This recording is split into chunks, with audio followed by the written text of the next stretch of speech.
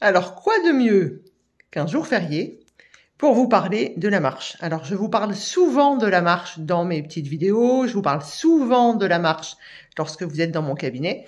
J'avais envie de faire une vidéo un petit peu plus longue parce que la marche, aujourd'hui, c'est la base de la santé. C'est-à-dire que toutes les études montrent bien les bienfaits de la marche, que ce soit aussi bien en prévention que pour la résolution de certains maux.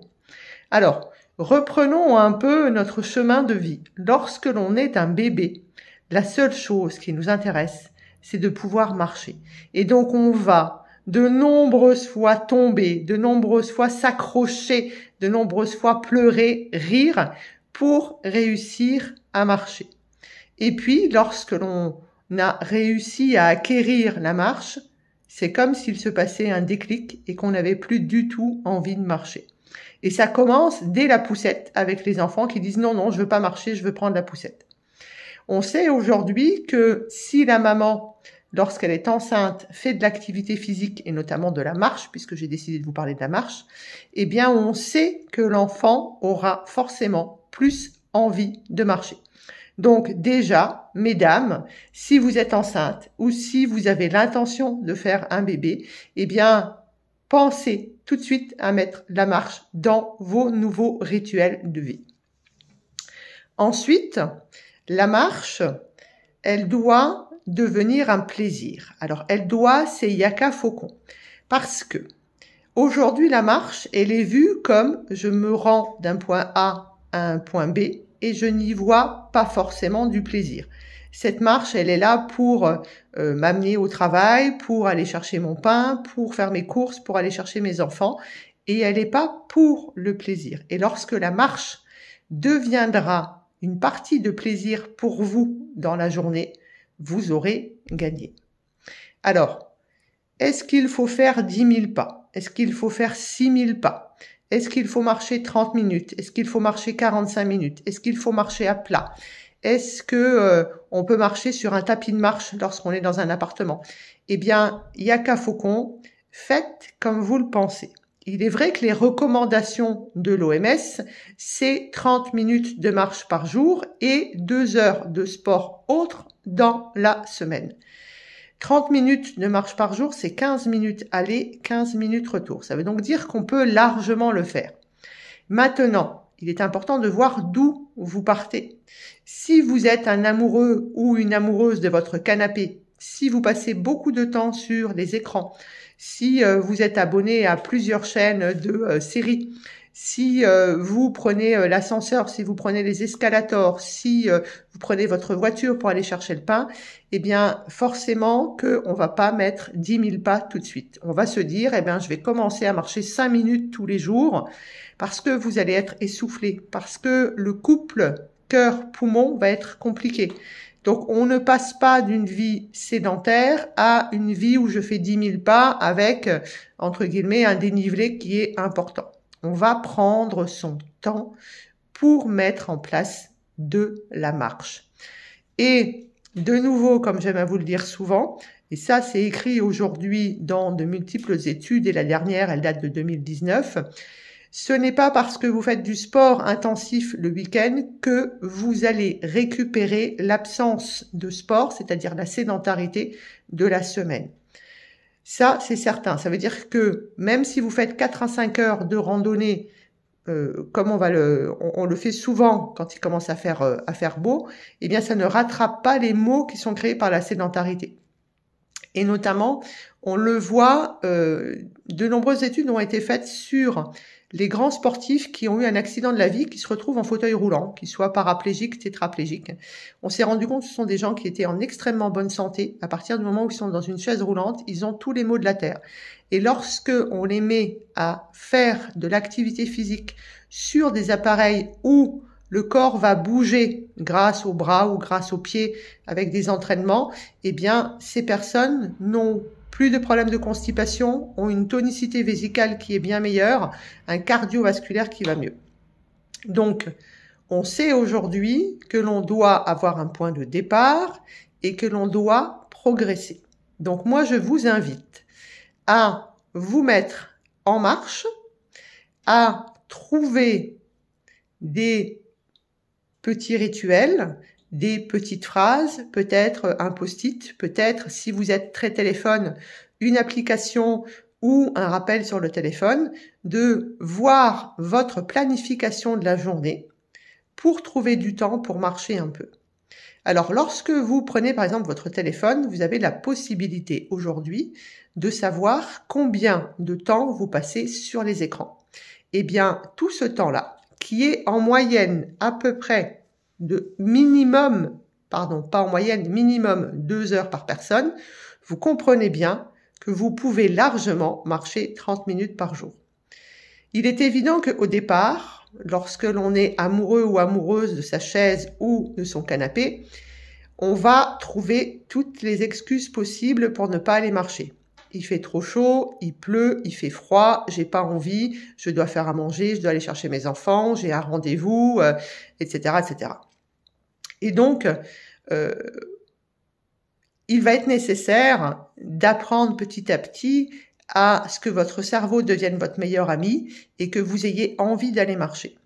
Lorsque vous marchez par habitude, vous allez sécréter des endorphines et bien plus que des endorphines. Tout ce que vous sécrétez, si un jour vous avez vraiment fait du sport et que vous avez été accro au sport, lorsque vous allez prendre l'habitude de marcher tous les jours, vous allez sécréter entre autres des endorphines, et cela va vous donner envie de marcher tous les jours. Et là, on dira qu'on a gagné. Donc, pour trouver ces endorphines, pour trouver aussi la dopamine, pour trouver en fait ce plaisir dans la marche, on a besoin d'aller chercher comment faire pour que cette marche devienne un plaisir. Alors, le cas le plus facile, effectivement, c'est d'avoir un chien. Vous allez promener votre chien et tous les jours, cette promenade doit être de 30 minutes. Si vous n'avez pas de chien, peut-être que vous avez des enfants qui peuvent venir avec vous. Vous pouvez pousser une poussette, peut-être. Vous pouvez avoir des enfants qui sont en vélo et vous êtes à pied. Vous habitez plutôt dans la nature, donc allez marcher dans la nature et surtout essayez d'être dans la conscience de la marche. Essayez de voir le paysage, d'écouter les bruits de cette nature. Si vous n'avez pas la possibilité d'être dans la nature, s'il faut que vous preniez la voiture, peut-être que prendre la voiture peut être une bonne idée. Maintenant, on a aussi la possibilité de se dire, bon, d'accord, je suis plutôt en ville, ça va être plutôt un petit peu moins sympa, eh bien, je pourrais profiter de ce temps de marche en mettant des écouteurs, en écoutant de la musique, en écoutant des podcasts, en écoutant des méditations, peu importe. En tout cas, en faisant aussi du bien à son cerveau. La sédentarité, on le sait aujourd'hui, est la cause d'une multitude de maux, dont le diabète, l'hypercholestérolémie, les maladies cardiovasculaires, les douleurs articulaires, l'inflammation, les problèmes digestifs et surtout ceux auxquels on ne pense pas forcément, c'est tous les maux de notre corps mental. Lorsque vous restez sur votre canapé à regarder la télé, à scroller sur le téléphone ou même à lire, vous n'êtes pas dans un état d'esprit de joie, de bonheur. Vous avez tendance à favoriser les mauvaises sécrétions du cerveau et on est plutôt dans l'anxiété, la déprime et surtout l'envie de manger et de manger du sucre. Donc, lorsque vous allez marcher, vous allez aussi modifier ce que l'on appelle l'humeur. Plus vous marchez de manière régulière, plus vous allez être dans une humeur joyeuse, gaie, dans l'envie d'eux, dans la sociabilité, dans l'échange. On perd son agressivité, on est plus dans le partage, on perd sa colère et par contre, on acquiert de la joie, du bonheur de partager, de l'envie d'eux. Ensuite, d'un point de vue physiologique, vous allez faire baisser ce que l'on appelle l'hémoglobine glyquée, c'est-à-dire le taux de sucre sur les globules rouges pendant 2 mois. Vous allez faire surtout chuter le mauvais cholestérol, mais ce qui est très important, c'est que lorsque vous marchez, vous augmentez le bon cholestérol. Ça, c'est physiologique. Donc ça, c'est juste génial. Vous allez améliorer aussi les douleurs articulaires. Vous allez améliorer votre sommeil. Vous allez bien sûr améliorer votre silhouette. Et quand je dis améliorer la silhouette, je ne parle pas forcément d'une perte de poids. Oui, si vous êtes complètement sédentaire et que vous vous mettez à faire 2000 pas tous les jours, il y aura forcément une perte de masse graisseuse. Sauf que lorsque l'on se met à marcher, on va prendre du muscle, notamment dans les fessiers, dans les quadriceps, dans les mollets. Et donc, le muscle étant plus lourd que le gras, vous n'allez pas forcément perdre du poids. Donc, on ne marche pas forcément pour perdre du poids. On marche pour changer ses habitudes de vie, changer ses humeurs, changer ses sécrétions pour ne plus avoir envie de manger ce que mes consultants appellent souvent des conneries ou des cochonneries. Parce que la marche a, c'est prouvé là aussi, un effet sur ce que vous avez envie de manger. Ensuite, la marche, en plus d'aider votre sommeil, d'aider votre humeur, de vous aider sur le diabète, sur les maladies cardiovasculaires, elle vous aide donc sur les douleurs articulaires et elle aide en prévention sur tous les maux qui peuvent exister aujourd'hui, que l'on appelle des maux de civilisation, donc le diabète de type 2 qu'on appelait diabète gras à l'époque, mais aussi l'obésité, le surpoids, le syndrome métabolique. Ça aide aussi sur tous les problèmes de circulation du sang, sur les problèmes de circulation de la lymphe. Bien sûr que ça vous muscle, mais surtout ne l'oubliez jamais, ça augmente le bon cholestérol, ça vous permet, comme vous êtes dehors, de prendre de la vitamine D, et surtout ça change votre mental, vos humeurs. Ça peut vous aider à sortir de votre dépression, de vos anxiétés, de vos peurs. Donc vous voyez que la marche, elle a énormément d'avantages. Maintenant, nous avons beaucoup de routines dans notre vie et beaucoup d'excuses qui vont nous pousser à ne pas marcher tous les jours. Comme je vous le disais, c'est très facile de se trouver des excuses pour ne pas faire de marche. La marche est l'activité physique la plus facile à mettre en place. Elle ne demande pas d'argent. Alors, commencez peut-être, comme l'a dit très souvent le gouvernement ou votre médecin, prenez plutôt les escaliers avec les escalators, prenez plutôt votre basket pour pouvoir aller marcher, descendez peut-être un arrêt avant si vous prenez le bus, garez-vous un peu plus loin si vous prenez votre voiture et essayez de faire un maximum d'activités en mode marche plutôt qu'en mode voiture. Je pense à aller chercher le pain, à aller faire vos courses, etc., etc. Il y a plein de choses que vous pouvez faire en marchant plutôt qu'en prenant la voiture.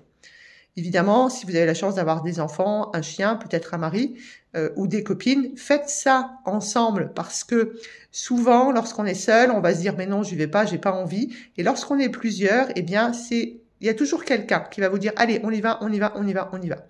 Vous avez compris que la marche, c'est l'activité physique qui va vous remettre en santé. Et ça, c'est bien plus important que l'aspect physique de votre corps. Elle vous remet en santé sur le corps physique, le corps physiologique et le corps mental. Quelque chose qui ne coûte rien et qui est facile à faire. Prenez des objectifs qui sont faisables, réalisables. Commencez doucement. Ne passez pas de sédentarité à 10 000 pas par jour. Parce que en plus, 10 000 pas par jour, lorsque vous faites 1m80, eh bien, ça fait beaucoup moins de distance que lorsque vous faites 1m50. Donc, donnez-vous un objectif qui est réalisable, un objectif qui ne va pas vous essouffler, qui ne va pas vous donner de douleurs articulaires, de crampes, et petit à petit, prenez le temps d'augmenter cet objectif. Nous avons toutes et tous la possibilité de marcher tous les jours. Voyez comment vous pouvez faire. Je remets en route, comme je l'ai fait l'année dernière, un nouveau défi. J'apprends à marcher tous les jours.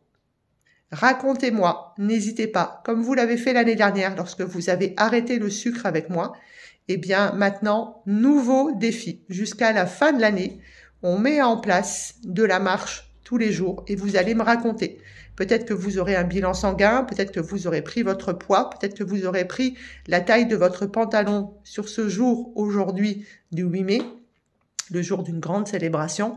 Eh bien, on va célébrer la mise en place de la marche. Et racontez-moi, et on se retrouvera comme ça tous les mois pour faire le point sur ce que vous avez réussi à mettre en place et surtout sur ce que vous ressentez. Parce que, naturellement, si vous vous mettez à marcher tous les jours, vous allez avoir envie de marcher tous les jours. Votre alimentation va changer, votre sommeil va changer, votre silhouette va changer, votre humeur va changer. Pour les femmes, on a aussi une gestion des cycles qui est complètement différente. On a un réglage des hormones qui est juste incroyable lorsque l'on marche tous les jours.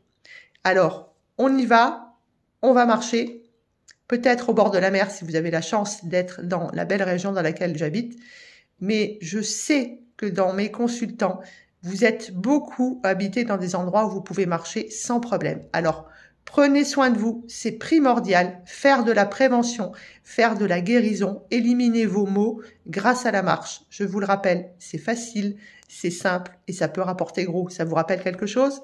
À très bientôt, j'attends vos retours.